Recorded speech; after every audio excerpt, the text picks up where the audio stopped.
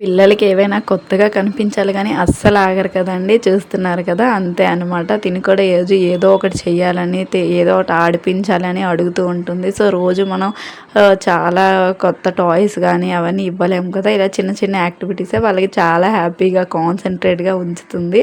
ఇవైతే బీచ్లో తెచ్చుకొచ్చినవి గవ్వలు తెలుసు కదా మీ అందరికీ, షెల్స్.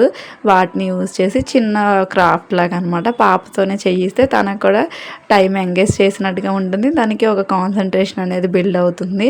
ఇదైతే ఒక చిన్న కార్డ్బోర్డ్ మీద తన నేమ్ లెటర్ని ఇలా గమ్తో డ్రా చేసి ఇచ్చాను. ఇంకా ఆ షెల్స్ని ఒక్కొక్కటిగా అతికించమంటే నీట్గా కూర్చొని అతికిస్తుంది. చూస్తున్నారు కదా, చాలా బాగా వచ్చింది. మనమైతే చిన్న గైడెన్స్ ఇస్తే చాలు, వాళ్ళు ఇంకా ఫుల్గా డెవలప్ అవుతారు.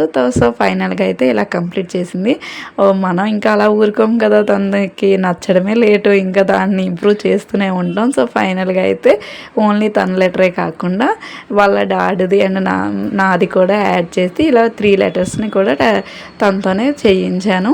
ఫైనల్గా దీన్ని ఎలా యూస్ చేశానో, హోమ్ డెకర్గా ఎలా క్రియేట్ చేశానో, ఎలా మార్చానో కావాలంటే పార్ట్ 2 కోసం వెయిట్ చేసేయండి. Bye bye. అంతవరకు మన ఛానల్ని సబ్స్క్రైబ్ చేసుకోండి.